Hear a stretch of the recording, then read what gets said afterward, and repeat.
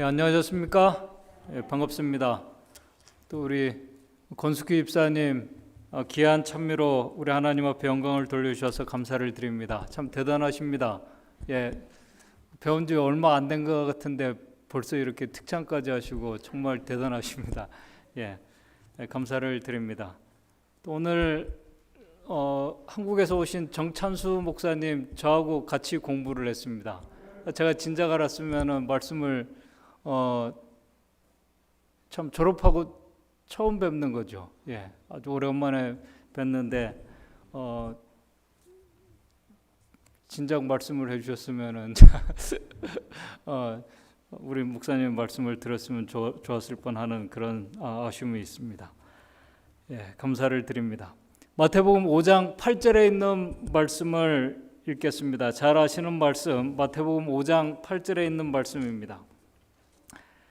마태복음 5장 8절 마음이 청결한 자는 복이 있나니 저희가 하나님을 볼 것이며 사람의 마음은 이 심장이 아니라 이 머리, 뇌를 말합니다. 모든 신체 기관이 다 중요하지만은 이 뇌는 모든 신체를 조정하고 움직이는 중심부이기 때문에 정말 중요한 기관입니다. 이 뇌가 사람의 뇌가 정상적으로 작동하지 않으면은 신체에 많은 문제가 발생하게 됩니다. 심지어 사망에 이르기까지도 합니다.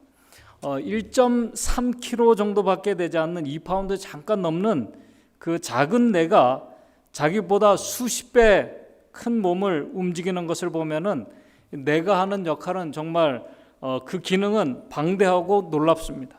그래서 이 작은 뇌 신경을 연구하는 뇌과학자들을 전문가들이 인간의 뇌를 연구하면서 하는 말 중에 하나가 이 뇌는 사람의 뇌는 아주 광활하고 도달할 수 없는 이 우주와 같다고 그렇게 말을 합니다. 그래서 작은 우주라고 그렇게 얘기를 합니다. 그 방대하고 놀라운 뇌에 대해서 우리는 단지 그냥 학교에서 잠깐 배운 대로 머리 그 뇌는 자뇌가 있고 우뇌가 있고 또 전두엽, 후두엽, 축두엽 이렇게 두정엽 이렇게 그 기능들에 대해서도 우리가 사실 잘 모릅니다. 전문가들이 이야기한 것을 보고 우리가 들은 것을 우리가 이야기할 뿐입니다. 그러나 이 뇌에 대해서 전문적으로 우리가 잘 모르지만은 한 가지 분명한 것은 이 뇌라는 것은 한 사람의 완전한 인격체라는 것입니다.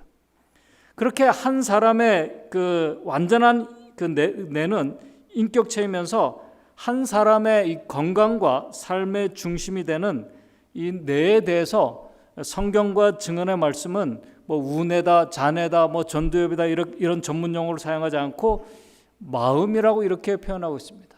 또 성경에서는 속사람이라고 이렇게 표현을 하고 있습니다. 그렇게 사람은 인체의 중심이 되고 한 사람의 삶을 살아가게 하는 이 동력과 같은 이 마음, 이 속사람의 지시에 따라 오늘 우리가 계획하고 생각하고 말하고 우리가 결정하고 선택하고 오늘 우리가 이 지시에 따라 우리가 하나님의 성전에 나왔습니다. 그렇게 우리가 살아가고 있습니다. 이 그리스도인의 마음과 품성과 인격 그 72쪽에 보게 되면 이렇게 말하고 있습니다. 뇌는 신체의 중추요 모든 신경 세력들과 정신적 행동의 중심지이다. 뇌에서 흘러나오는 신경들은 전체를 통제한다. 신체를 통제한다. 뇌 신경으로 말미암아 정신적 인상들이 전신줄로 전달되듯이 신체의 모든 신경이 전달된다. 그리고 그것들은 신체의 모든 부분에 중요한 행동을 통제한다. 우리 활동 중인 모든 기관들은 그들이 뇌로부터 받은 통신에 의해서 지금 통제되고 활동되고 있다고 이렇게 말하고 있습니다. 그래서 이 성경은 인간의 이 뇌, 인간의 마음은 이 모든 것이 흘러나오는 샘이라고 이렇게 표현하였습니다. 우리의 마음은 모든 것이 흘러나오는 샘과 같은 곳이라고 말하고 있습니다. 그렇기 때문에 이 샘의 근원인 이 내 마음은 무엇보다도 건강하고 깨끗하고 정말 정결해야 됩니다. 특별히 예수 그리스도의 재림의 그 날을 소망하는 재림 성도들은 예수 그리스도를 얼굴과 얼굴을 대면하여 만나게 되기를 소망하는 재림 성도들에게 오늘 이 말씀은 정말 우리의 마음은 재림 성도들의 마음은 깨끗하고 정결해야 됩니다. 청결해야 합니다. 왜냐하면 교회 증언 2권 347쪽에 우리의 온몸과 교통하는 이 내 신경은 하나님께서 사람과 교통하며 그의 깊숙한 내적 생애에 영향을 미칠 수 있는 유일한 매개체가 이 뇌라는 것입니다. 마음이 바로 하나님과 교통할 수 있는 유일한 매개체이기 때문에 오점이 없으신, 더러움이 없으신, 순결하신 하나님과 교통할 수 있는 이 매개체인 뇌, 이 마음은 정말 건강하고 깨끗해야 합니다.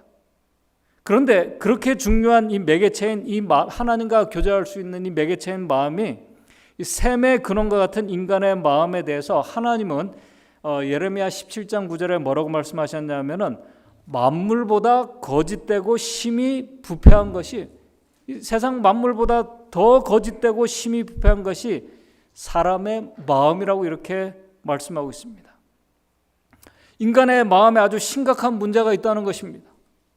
참 이 말씀은 과학적으로 설명하기 힘든 말씀입니다. 왜냐하면 마음, 이 뇌에 문제가 있다는 이 말씀은 아주 설명하기 힘든 말씀이에요. 왜냐하면 마음이 심각한 문제가 있다는 말은 뇌에 문제가 있다는 말과 같은 말씀이기 때문에 그렇습니다. 의학적으로, 과학적으로 뇌가 부패하고 문제가 있으면 사람이 정상적으로 살아갈 수가 없습니다. 그런데 부패한 오늘 이 인간의 마음이 뇌에서부터 오늘 우리는 어떻게 우리가 합리적인 사고를 하고 우리가 계산도 정확하게 하고 이렇게 정상적으로 살아갈 수 있을까? 문제가 있는데 모순된 것 같지만은 그럼에도 문제가 있는 이 마음을 가지고 우리가 정상적인 생활을 살아갈 수 있다는 이 자체는 사실 하나님의 은혜 말고는 설명할 수 있는 길이 없습니다.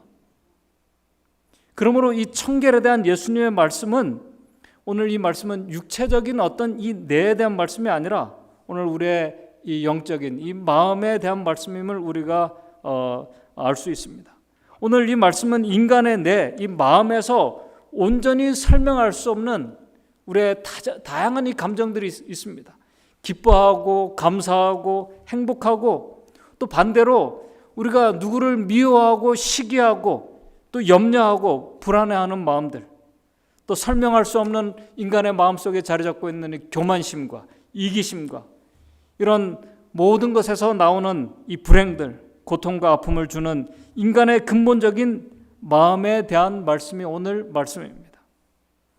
과학적으로는 인간의 부패한 이 마음을 온전히 설명하고 증명해내지는 못하지만은 하나님의 말씀은 과학적으로 설명할 수 없는 그 이유, 오늘 인간의 마음이 부패한 이유를 분명히 말씀하고 있습니다. 죄 때문에, 죄로 인해서 인간의 마음은 심히 부패하고 더러워진 상태라고 이렇게 말씀하고 있습니다. 창조주와 유일하게 교통할 수 있는 인간의 이 마음에 문제가 생겼다는 말씀입니다. 그래서 성경은 인간이 의학적으로 살아있지만은, 오늘 우리가 의학적으로는 살아있지만은 성경은 하나님 앞에서 우리는 사람은 죽은 자, 부패하고 더러운 자가 될 수밖에 없는 죄인이라고 성경은 우리에게 분명히 말씀하고 있습니다. 그래서 로마서 3장 10절에서 18절에 이렇게 말씀하고 있습니다. 로마서 3장 10절에서 18절에 잘 아시는 말씀입니다. 로마서 3장 10절에서 18절입니다. 3장 10절에서 18절에 이렇게 말씀을 하고 있습니다. 기록한 바 의인은 없나니 하나도 없으며, 11절에 깨닫는 자도 없고 하나님을 찾는 자도 없고. 왜요? 마음이 아주 심히 부패했기 때문에 오늘 우리가 인정하지 않든 그렇다는 것입니다. 그래서 12절 다 치우쳐 한 가지로 무익하게 되고, 사람은 무익하게 되고 선을 행하는 자가 없나니 하나도 없도다. 선과 악을 분별할 수 있는, 이 선과 악을 분별하는 인간의 이 분별하는 능력이 양심입니다. 이 양심에도 문제가 생겼다는 것입니다. 그래서 성경은 양심을 말할 때 우리는 양심은 다 옳은 거로 생각할 수 있지만은 성경에는 선한 양심과 선하지 못한 양심을 말하고 있습니다. 그래서 어떤 분은 나는 양심대로 어떤 일을 양심대로 했다고 말하지만은 그 양심의 선택이 다른 사람들에게 고통과 아픔을 주기도 하게 되는 것입니다. 잘못된 선택으로 하나님의 말씀에서 벗어난 삶을 살아가면서도 나는 양심적으로 옳은 길을 내가 가고 있다고 믿는 자들이 있다는 것입니다. 성경은 분명히 선을 행하는 자가 없다는 것입니다. 양심에 문제가 있다는 것입니다. 그래서 13절에 로마서 3장 13절에 저희 목구멍은 열린 무덤이요 그 혀로는 속임을 베풀며 입술에는 독사의 독이 있고 14절에 그 입에는 저주와 악독이 가득하고 참 이 입에서 한 마음에서 저주가 나오고 또 좋은 말이 나오고 참 신기합니다. 15절에 그 발은 피 흘리는 데 빠른지라 16절에 파멸과 고생이 그 길에 있어 17절에 평강의 길을 알지 못하였고 18절에 저희 눈앞에 하나님을 두려움이 없느니라 한 것 같으니라. 이러한 모습들이 오늘 우리의 삶에서 나타나는 모습 중에 대표적인 것 하나가 바로 질병입니다. 선하고 착한 양심을 가지고 살아가는 것처럼 보이는 그런 아주 좋은 분들도 원치 않는 질병에 걸려서 고통과 불안 속에 살아가고 있습니다. 왜 그럴까요? 그리스도인의 마음과 품성과 인격 83쪽에 이렇게 말하고 있습니다. 인류를 고통스럽게 하는 이 질병의 대부분이 오늘 우리의 질병의 대부분이 마음에서 비롯되었기 때문에 그렇다는 것입니다. 왜요? 마음이 심히 부패하고 더러워졌기 때문에. 인간의 눈이 아무리 우리의 눈에 선하고 의롭게 보이는 사람도 선한 봉사의 삶을 살아가는 자라 할지라도 안타깝지만은 예외 없이 죄의 결과인 질병에 예외 없이 다 걸립니다. 그래서 수많은 사람들은 오늘도 질병에 걸리지 않고 건강하고 만족한 삶을 살기 위해서 열심히 수고하고 또 건강을 챙기고 노력하고 살아가지만은 결국은 우리 사람은 허무한 죽음으로 생을 마치는 것이 인간의 운명입니다. 그래서 아까 로마서 3장 16절에 우리 사람의 운명은 이 사람의 길은 인생의 길은 결국 파멸과 고생이 그 길에 있다고 말씀하고 있는 것입니다. 그렇기 때문에 예수님께서 마태복음 5장 8절에 마음이 청결한 자는 복이 있나니라고 이렇게 말씀하신 것은 참 의미가 있는 말씀입니다. 오늘 이 시간 저는 예수님께서 말씀하신 마음이 청결하다는 이 말씀의 의미가 무엇인지 그리고 왜 청결한 자가 복이 있는지 성경과 증언의 말씀을 중심으로 살펴보면서 우리에게 주시는 교훈을 좀 생각해 보고자 합니다. 제가 우리 이 팔복에 다시 보는 이 팔복의 말씀을 드리면서 계속 말씀을 드리고 있는 것 중에 하나가 뭐냐면은 예수님께서 말씀하신 이 산상수훈의 말씀들은 이 복음의 말씀들은 인간의 눈에 보여지는 것들에 대한 말씀이 아니라 그것도 중요하지만은 가면 갈수록 인간에 보여지는 어떤 그런 말씀들이 아니라 어떤 눈에 보이지 않는 영적인 것에 대한 말씀이 더 분명한 것을 우리가 이 말씀을 보면 볼수록 더 우리가 깨닫게 됩니다. 지금 예수님께서는 보이지 않는 영적 가치, 보이지 않는 영원한 복음을 받아들이는 인간의 마음에 대한 말씀을 지금 하고 계시는 것입니다. 결국 하나님께서 세우신 인류 회복의 프로젝터, 하나님께서 계획하고 진행 중에 계신 이 구속의 큰 계획, 경륜, 복음은 결국 부패하고 더러워진 인간의 마음을 회복해 하는 사업임을 우리가 하나님의 말씀을 통해서 발견하게 됩니다. 하나님께서 말씀하신 수많은 약속의 말씀들, 믿음과 소망과 사랑 보이지 않습니다. 그러나 존재하고 우리가 경험하고 있는 것입니다. 바로 하나님의 아들의 초림과 다시 오심, 바로 죄로 잃어버린 하나님의 이 형상으로 우리의 마음을 회복하기 위한 인간의 마음을 다시 청결하게 하는 이 회복의 프로젝터가 바로 구속의 사업이라는 것입니다.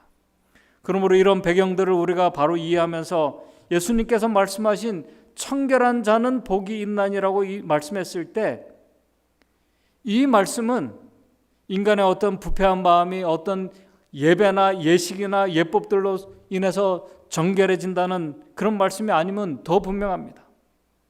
그럼에도 이 중요한 본질을 깨닫지 못했던 유대인들은 또 유대인들과 같은 이 그리스도인들은 과거에도 그랬고 지금도 여전히 어떤 종교적인 예배나 활동과 아주 선한 그 봉사들과 이 교육으로 인해서 부패한 마음이 깨끗해지고 정결해지는 것으로 믿고 종교적인 삶에 충실한 많은 이 바리새인들과 같은 그리스도인들이 생각보다 많이 있습니다. 이것을 우리가 무시할 이 어떤 겉으로 보이는 예식을 무시할 수는 없습니다. 왜냐하면 제가 생각을 해봤습니다. 열심히 일주일 동안 일하면서 정말 지치고 힘든 그 몸을 가지고 뭐 한국같이 잠깐 이런 거리에 있는 옆집에 있는 교회도 아니고 20마일, 30마일, 어떤 분들은 50마일이 넘는 그 거리를 자기가 직접 시간을 내서 정말 이렇게 헌신을 해서 바쁜 와중에도 하나님 앞에 예배하러 나오는 것 대단한 일입니다. 그렇지 않습니까? 정말 대단한 일이에요. 그렇게 하나님 앞에 예배를 드리고 그리고 또 시간을 내서 짬짬이 내서 교회 봉사하고 헌신하고 또 영혼을 구원하기 위해서 열심히 노력하는 것, 정말 그리스도인들의 사명을 위해서 열심히 하는 것 대단한 일들입니다. 아무나 할 수 없는 그런 일들입니다. 그러나 중요한 것은 그러한 일들로 근본적으로 그러한 일들이, 그러한 예배가 부패한 마음을 깨끗하게 하고 정결하게, 청결하게 하지는 못한다는 사실입니다. 그래서 우리의 마음이 청결하지 못한, 깨끗하지 못한 가운데 예배와 예식과 어떤 신앙적인 열성으로 이렇게 열심히 이렇게 자신의 마음에 어떤 안위를 주고 깨끗하게 하려고 하는 이 모든 의롭게 하려는 노력들은, 신앙의 노력들은 안타깝지만은 하나님의 은혜를 전혀 모르는 그 유대인들, 이 바리새인들과 같은 신앙의 모습입니다. 그래서 종교적으로, 예식적으로, 율법적으로 신실했던 바리새인들도 육신의 눈으로는 2000년 전에 하나님의 아들을 그들이 직접 보고 있으면서도, 하나님의 아들과 그들이 직접 말하고 살을 부딪히고 보고 말하고 있으면서도 그들은 하나님을 알아보지 못했다는 사실입니다. 참 너무나 이상하지 않습니까? 그렇다면 부패하고 더러워진 인간의 마음이 어떻게 깨끗하게 될 수 있을까?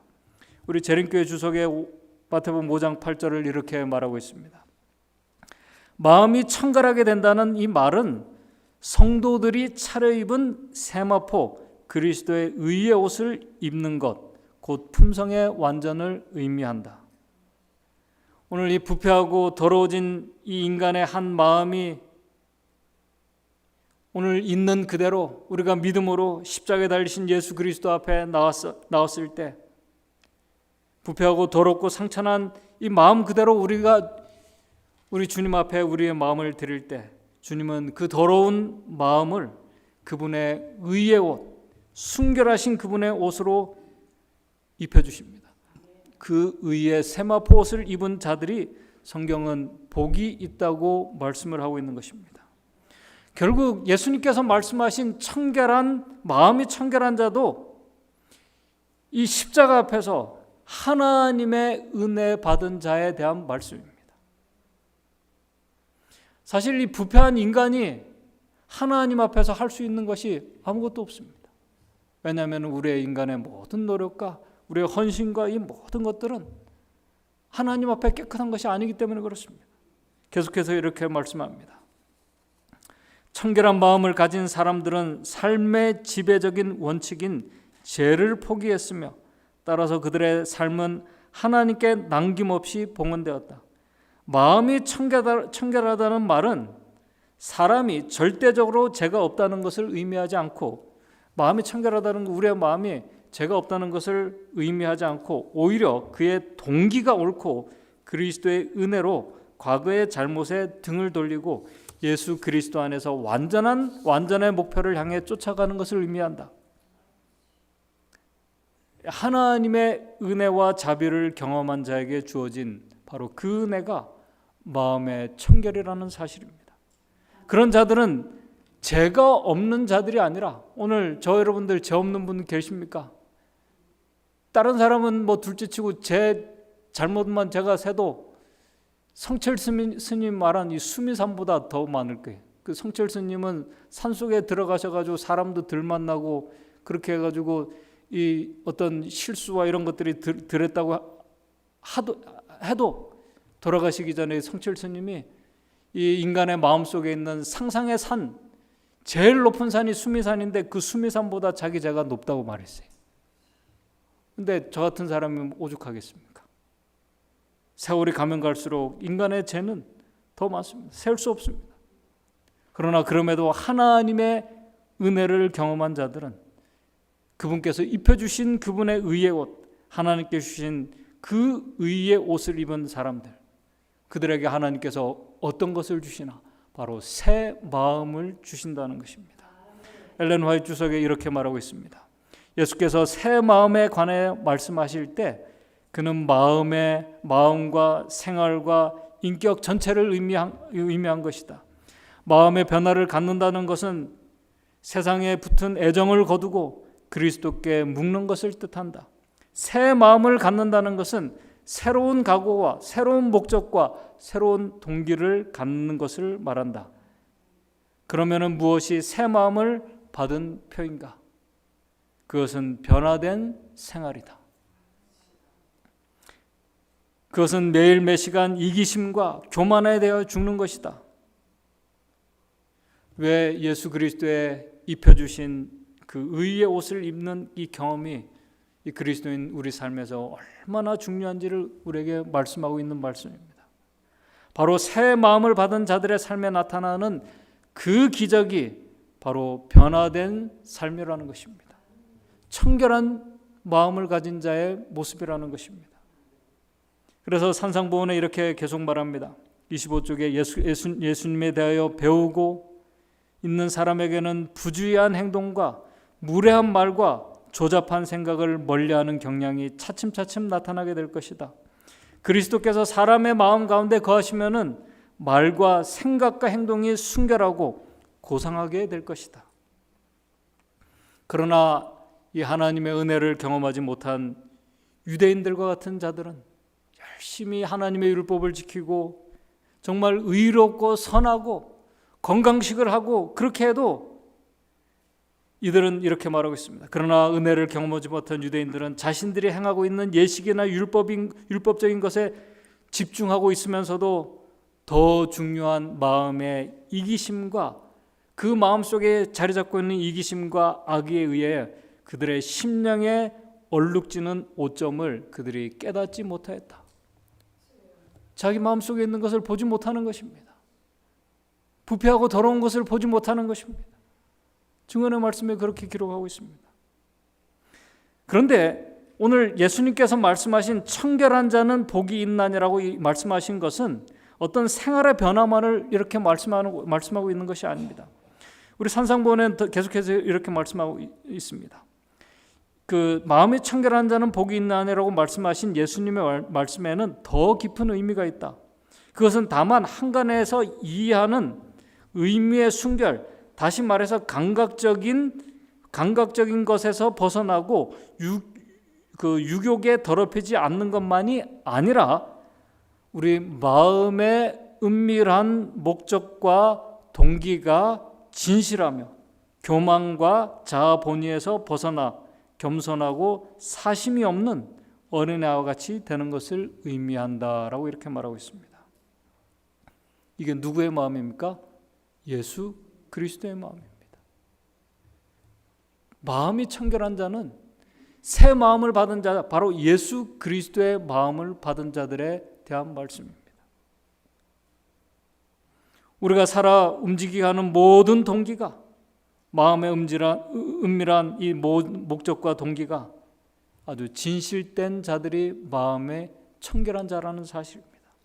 오늘 우리가 정말 선하고 아주 좋은 봉사를 할 때 때로는 우리가 내 마음이 불편하지 않기 위해서 우리가 그렇게 할 때도 있습니다. 참 그것도 선하고 좋은 거예요. 그러나 동기는 다릅니다. 자신을 위한 것이에요.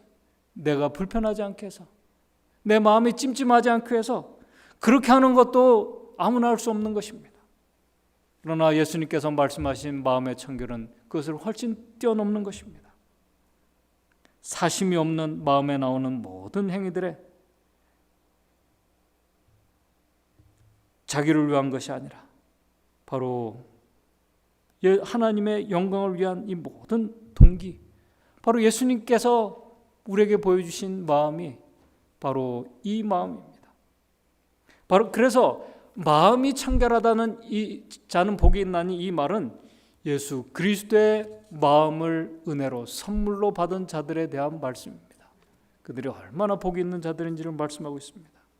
오늘 저와 여러분들이, 오늘 우리가 살아가고 있는 저와 여러분들, 아침에 우리가 눈을 뜨고 일어나고, 그래서 일어나서 우리가 밥을 먹고 열심히 수고하며 살아가다가 하나님의 전에 우리가 예배하러 나오는 이 예배는, 우리의 마음의 동기는 새 마음을 주신 하나님의 영광과 그분의 기쁨을 위한 것이 되어야 하지 않겠습니까?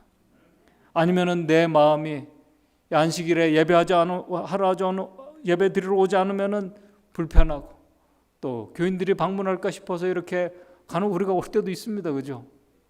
그럴 수 있지 않습니까? 교회 가지 않으면은 귀찮게 방문을 오지 않습니까? 그죠? 예.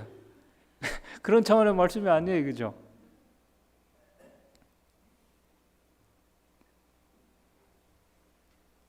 그런 분들을 혹시 하나님의 귀한 섭리로 은혜를 깨닫는 분들도 있습니다. 그러나 우리의 움직이는 이 청결한 마음의 동기는 다르다는 것입니다. 예수 그리스도에서 마음에서 나오는 그 모든 동기라는 것입니다. 전적으로 하나님의 영광을 위한 삶이고, 다른 사람들의 영원한 유익을 위한 삶을 살아가는 사심이 없는 겸손한 그리스도의 마음이 바로 청결한 자의 마음이라는 것입니다. 마음이 청결한 자들은, 그래서 비록 오늘 우리가 살아가는 이 어둡고 우울하고 정말 더러워진 이 잿된 세상에서 살아가고 있지만은, 산상보훈 27쪽에 이렇게 말하고 있습니다. 하나님이 이 세상에서 그들에게 주신 그 시간 동안에,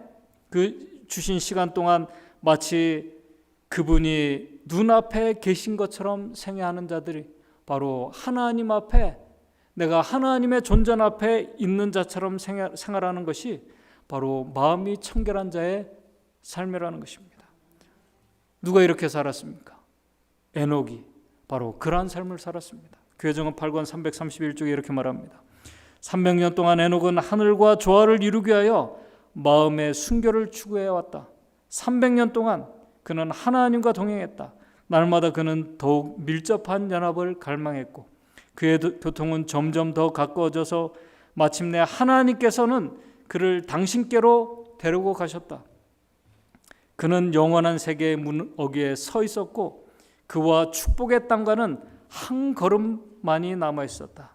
이제 문은 열렸고 지상에서 그처럼 오랫동안 진행되었던 하나님과의 동행은 그대로 계속되어 그는 거룩한 도성의 정문을 통과했다. 에녹은 그는 사람들 가운데서 그곳에 들어간 첫 번째 사람이 되었다. 믿음으로 에녹은 죽음을 보지 않고 옮겨졌으니 저는 옮기시기 전에 하나님을 기쁘시게 한 자라는 증거를 받았느니라. 히브리서 11장 5절에 말씀하고 있습니다. 하나님께서 우리에게 그러한 교통을 요구하고 계신다. 주님의 재림 때에 사람들 사이에서 구속받은 자들의 품성의 이 성결은 에녹의 품성처럼 되어야 한다. 여러분들이 정언의 말씀을 보신 것처럼 에녹이 하나님과 동행한 것은 그의 모든 생각과 삶과 동기들이 그가 하나님 앞에 그가 살아가고 있다는 것을 그가 항상 의식하고 훈련하고 살아갔다고 증언의 말씀을 기록하고 있습니다. 마음이 청결한 자의 모습입니다. 그런 자들이 아담이 에덴 동산에서 하나님과 동행하고 이야기했던 것처럼 머지않아서 이제 불멸의 상태에서 하나님을 직접 대면하여 보게 될 것입니다. 고린도전서 13장 12절에는 우리가 이제는 거울로 보는 것 같이 희미하나 그때에는 얼굴과 얼굴을 대면하여 볼 것이요. 그래서 증언의 말씀은 우리 앞에 펼쳐지게 될 엄청난 축복이, 이 영광을 우리가 놓치지 말게 되기를 간절히 바란다고 그렇게 우리에게 호소하고 있습니다. 그렇다면 오늘 이 말씀, 마음이 청결한 자가 하나님을 보게 되는 것은 그럼 먼 훗날 예수님께서 오실 때 이 일이 성취되고 가능하신 것인가? 그때야만 가능하신가?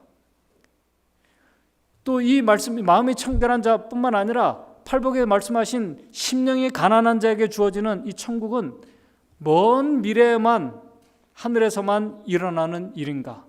여기에 대해서 우리 재림교회 주석은 이렇게 기록하고 있습니다. 이 말씀을 읽으면서 오늘 제가 말씀을 정리하도록 하겠습니다. 그리스도는 현재 인간의 마음속에 임하는 하나님의 은혜의 왕국에 역점을 두지만은, 우리 주님은 현재 인간의 마음속에 임하는 하나님의 은혜의 왕국에 역점을 두지만은 그렇다고 내세의 영원한 영광의 왕국을 배제하는 것은 아니다. 그러므로 하나님을 볼 것이다라는 이 말은 육체적인 시각뿐만 아니라, 오늘 우리의 육안으로 하나님을 보는 것뿐만 아니라 영적인 시각도 가리키는 것임이 분명하다. 자신의 영적 필요를 느끼는 자들은, 다시 말해서 심령이 가난한 자, 예수 그리스도를, 이 천국에 계신 예수 그리스도를 느끼는 자들은, 그 심령이 가난한 자는 지금 천국에 들어간다. 우리 재림교회 주석이 계속 이렇게 말하고 있습니다. 여기서 강조하고 있는 것이 지금 천국에 들어간다. 죄로 인하여 애통하는 자들은 지금 유로를 받는다. 마음이 온유한 자는 새 땅의 소유권을 지금 받는다. 예수 그리스도에 의해 줄이고 목마른 자들은 지금 배부르게 된다. 긍휼히 여기는 자는 지금 긍휼히 여김을 받는다. 이와 같이 마음이 청결한 자는 믿음의 눈을 통해서 지금 하나님을 보는 특권을 갖는다. 우리 히브리서의 믿음으로 은혜의 보좌 앞에 나아가 하나님을 보게 되는 그 특권, 경험을 말씀하고 있는 것입니다. 그런 사람들이 그러므로 결국 영광의 왕국에서 그를 대면하여 보는 것은 그들의 특권이 될 것이다. 이런 경험 없이 하나님을 보게 될 자들은 없습니다. 오늘, 지금 우리가 경험할 수 있다고 우리에게 말씀하고 있습니다. 더욱이 현 세상에서 하늘의 통찰력을 개발시키는 자들만이, 바로 오늘 하늘의 통찰력을 개발시키는 자들만이 내세에서 하나님을 볼 수 있는 특권을 갖게 될 것이다. 그러나 그리스도께서 입혀주신 의의 옷을 입지 못한 자들은, 은혜를 경험하지 못한 자들은 예수님께서 말씀하신 것처럼 눈이 있어도 하나님을 알아보지 못하는 아주 불쌍하고 안타까운 자들입니다. 오늘 우리가 그러한 자들이 되지 말아야 할 것입니다. 그런 자들은 머지않아 주님께서 영광 중에 오실 때 우리 주님의 얼굴을 직접 보지 못하고 계시록 6장 15절 16절의 말씀처럼 굴과 산 바위 틈에 숨어서 산과 바위에게 이르되 우리 위에 떨어져서 보좌에 앉으신 이에 나체서와 어린 양의 진노에서 우리를 가려워달라고 절규하게 될 것입니다. 예수님께서 오실 때. 그러나 마음이 청결한 자들은 그들에게는 예수 그리스도의 영광스럽게 오시는 그분의 임재의 빛은 바로 구원받은 자들, 마음이 청결한 자들에게는 영원한 생명과 기쁨이 될 것이다 라고 우리 증언의 말씀에 그렇게 기록하고 있습니다. 저와 여러분들이 바로 그 영광스럽고 정말 감격스러운 그 기쁨의 장면에 우리 주님을 얼굴과 얼굴을 우리가 대면하여 만나게 되는 그 자리에 꼭 있게 되기를 바랍니다. 마음이 청결한 자들의 그 소망은, 꿈은 예수 그리스도 우리 주님의 얼굴을 직접 보게 되는 날이 사실 우리의 꿈이고 목적이고 소망입니다. 부패하고 더러워진 이 집 나간 이 아들의 마음, 아들을 주시는 이 아버지, 그리고 우리에게 새 마음을 주시기 위해서 당신의 모든 것을, 생명까지 주신, 우리에게 주신 예수 그리스도, 바로 그분을 믿음의 눈으로 우리가 만나보고 경험하는 이 은혜, 바로 그 은혜를 경험하게 하신 우리 성령 하나님, 당신의 아들을 우리에게 보내주신 아버지 하나님, 그리고 우리를 위해서 모든 것을 주신 아들 하나님, 그 삼위 하나님의 그 얼굴의 모습을 영광스러운 그때 우리가 그 얼굴을 보게 될 때 그 모습이 어떤 모습일까요? 한번 상상해 보시기 바랍니다. 하나님의 얼굴을 우리가 직접 대면하여 보게 될 때 그분들의 얼굴의 모습이 어떤 모습일까요? 그때 꿈에도 그리던 그분의 얼굴과 얼굴을 대면하여 만나게 되는 그때 우리의 입술에서는 어떤 말이 나오게 될까요? 이사야 25장 9절에 이사야 25장 9절에 그날에 말하기를 이는 우리의 하나님이시라. 주님, 제가 주님을 학수고대 하며 이렇게 기다렸습니다.